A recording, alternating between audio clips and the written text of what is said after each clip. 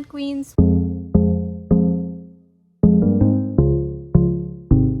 Welcome back to my channel. I'm Saab if we've never met before, and today I'm finally making this video that I mentioned I would be making a few weeks ago.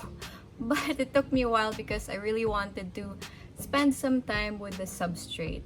And you probably already know what this video is, as you can see from the title. Today I will be comparing Pon and LECA. But before that, I just want to start with a few disclaimers. The first one being, I am not an expert on either of these substrates. I did not invent these. I have just been using them for my houseplants and have noticed that they are different in quite a few ways, and one substrate may be better for certain plants than others, which we will get into later. And another disclaimer is that some of these experiences may be true for me but not for you, because our environment may be different, or the way we use Pon or LECA may be different. So just keep those in mind, that these are my experiences, and if you have your own, I would love to hear about them in the comments below, because I do want to know if any of your experiences with either substrate differ from mine. I will be putting the timestamps for the different parts of this video over here on the side, so you can skip to a particular one if you just want to hear about that. That said, let's just get right into the video by starting with a definition. So LECA is something I've talked about a lot on this channel. I started using LECA way earlier than Pon, so I definitely have more experience with that. It stands for Light Expanded Clay Aggregate, if I remember correctly. I'll put it up on the screen. And they're basically clay balls that you use for your plants. It works by wicking up water from a reservoir into the roots of your plants, and a lot of people love this substrate, especially those who want to go soilless, which is super useful for indoor gardening. On the other hand, Pon is a substrate, if I'm not mistaken, made by Lechuza, so the whole thing is actually Lechuza Pon. But more and more DIY mixes have been coming out because the actual product isn't readily available all the time. I have my own video on making your own Pon if you want to check that out on my channel. And what Pon is basically a very rocky substrate made up of zeolite, pumice, and lava rocks. So you can use Pon as a reservoir as well, but as you will see in this video, I do use it a little different. So how I use LECA, as I mentioned in previous videos, is the typical way that you would use LECA, which is I add a reservoir to the plant and it just wicks this up continuously, so there's no wet or dry period, unlike with Pon, which I use more like a normal soil substrate. And what I mean by that is I don't use a reservoir with Pon. I just use it for plants that are a bit more drought tolerant or enjoy a wet and dry cycle, which I will give you some examples of later. This means that I water it like you normally would a plant in soil. And that said, I want to move to the first comparison, which is the maintenance when it comes to watering, fertilizing, pest pressures, things like that, between LECA and Pon. I want to start by talking about LECA. When it comes to maintenance, it's called passive hydroponics. That's usually associated with LECA. So you'd think that maintenance when it comes to LECA plants will be really easy, but that is actually, I think, an overstatement of what it's like to have plants in LECA. Of course, it's easier in some ways compared to soil, because you do only have to top up the reservoir every now and then. And the really big problem here with LECA is when you have a big collection. I think I have a big collection in my subjective experience. I have over 100 plants, and it becomes troublesome to have to flush them all the time. So with plants in LECA, you have to flush them, which means you bring them to the sink and run water through them just to flush out all of the mineral buildup, which happens a lot with LECA. So I tend to do that once a month. I rotate it among my plants, so I've divided my room into sections, and one section I will flush once a week and replace the nutrients as well, and another section the next week. So every week I have something to do. I'll bring like 10 to 20 plants to the sink and do this, which can be bothersome again when you have a pretty large collection. But if you're dealing with just a few plants, like 10 to 20 plants, then it's not really a problem and LECA is perfect. With Pon, on the other hand, you don't really have to flush the substrate unless you are using it like a reservoir, like you would with LECA. But like I said, I am using it more like a soilless substrate, wherein I treat it the same as I would have a plant in soil. So I don't really flush my plants, or at least I don't feel the need to, because I haven't seen any mineral buildup or anything like that. The last thing I want to mention in terms of maintenance is that there's less of a problem when it comes to root rot when you have your plants in Pon compared to LECA. Again, I find this is more of a problem for Hoyas and succulents and, you know, plants that do enjoy a dry period, because for some reason when I had my Hoyas and LECA, some of them would just randomly get root rot. Now obviously there are some explanations for this sometimes, like I got too lazy to change out the water, or I let it dry out too much. I can have a whole other video about that. Troubleshooting your plants in LECA, that's already in the works. But yes, so I'm getting way less problems when it comes to root rot in Pon compared to LECA. That takes us to the next point, which is watering. And I think LECA is the clear winner here, because I don't have to water the plants in LECA like I would in Pon. I will just fill their reservoir and make sure it's topped up. And like with Pon, there is a risk of underwatering the plants. There's not much risk of overwatering the plants because of how airy the substrate is, but it does dry out a lot, and I mean a lot. And that's why I only have those plants that are drought tolerant in it.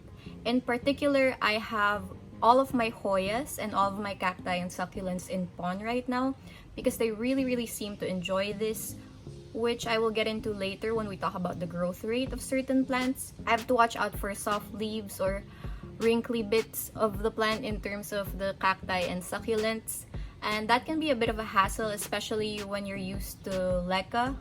But if you are using Pon from soil, then it might not be too big of a transition for you. So in terms of fertilization, they're more or less the same.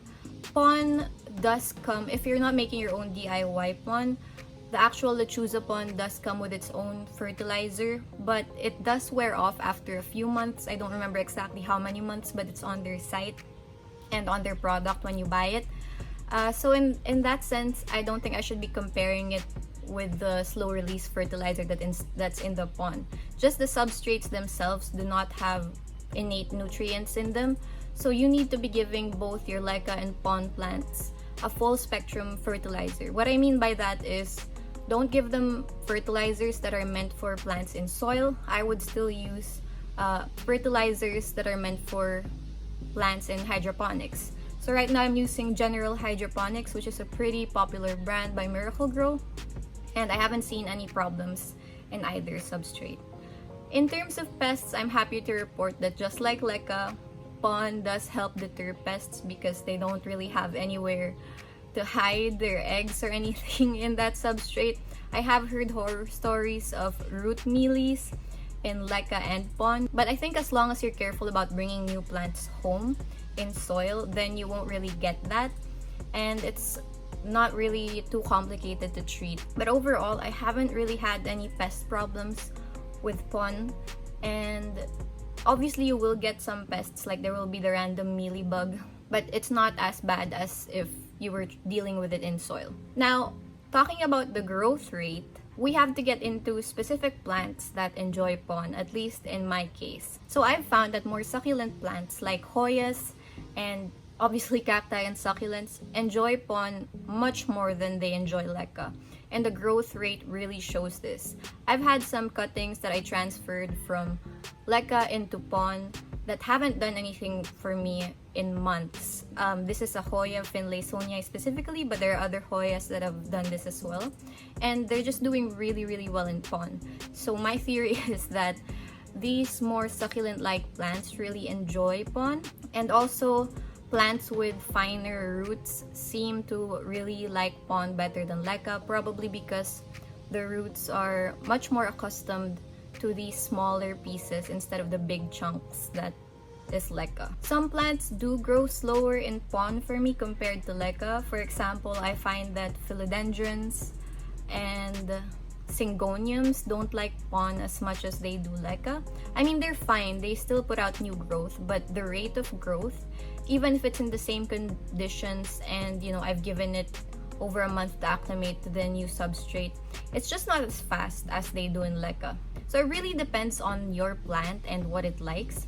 And I would do some research to see if someone else has placed this plant in Pon before you convert it. And the only thing I can confirm on my end is that Hoyas and succulents really enjoy Pon, and Hoyas in particular will really explode in growth if you convert them into Pon. So another factor that I want to talk about is propagation.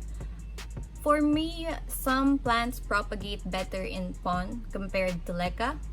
And I've found, for example, that begonias, which have really fine roots, seem to enjoy rooting in Pon compared to LECA, again because their fine roots probably have something to cling on to. Hoyas as well, which I've already mentioned, do enjoy Pon, propagate much faster in Pon. My entire prop box right now is actually full of Hoyas in Pon, and they just root up really fast and seem to really enjoy that.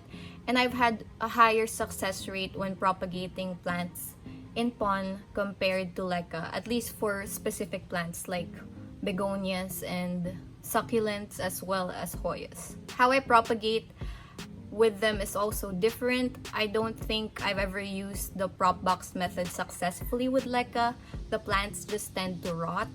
So with Pon, I've found that that's not the case, and they actually really like the prop box method.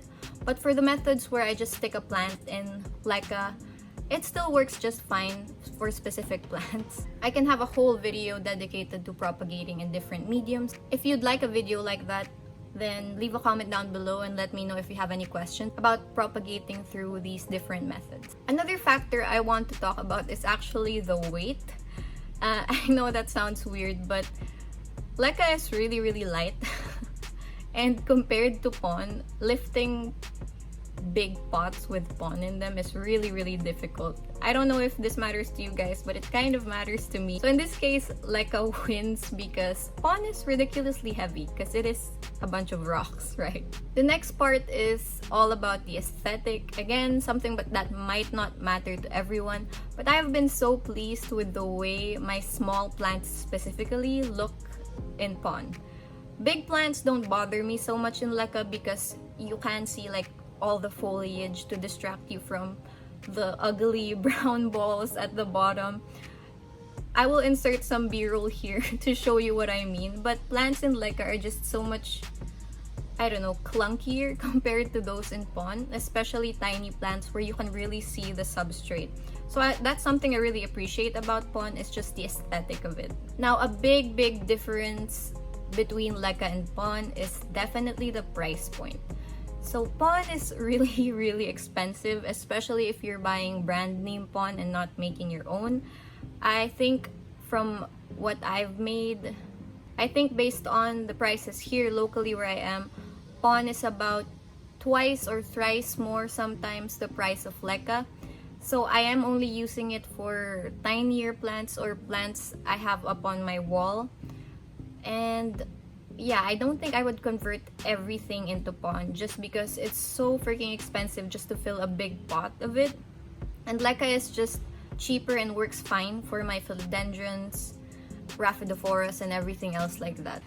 So I just wanted to show you some of my plants to end this video and also to kind of wrap it up. So I guess at the end of the day, LECA and Pon are quite different substrates in a lot of aspects, but they're also similar in a lot of those factors as well. And it really depends on which plants you're using Pon for and which plants you're using LECA for to really decide which substrate is better than the other, if there even is a substrate better than the other. So you can see that I have my plants both in Pon and LECA, and I enjoy using both of these substrates for different plants depending on which ones like them better. So really, if you want to try Pon, then it's up to you to decide which plants you'd like to try them out with. I suggest just using them on cheaper plants that you can afford to lose because there may be some mistakes along the way, just like when you're exploring LECA. And I can wholeheartedly recommend both substrates because I think they're both really effective when it comes to soilless gardening indoors. I did ask some people on Instagram if they had questions about pon for this video, but unfortunately, I wasn't able to take a screenshot of that story, so I'm really sorry. I tried to answer your questions throughout the video, but if there's anything that I missed or any questions you may have about pon and LECA and which is better in terms of a particular factor, then just leave them in the comments below and I'd be happy to discuss with you. Thank you so much for watching. Don't forget to like and subscribe because it really does help my channel out, and I'll see you in the next one. Bye!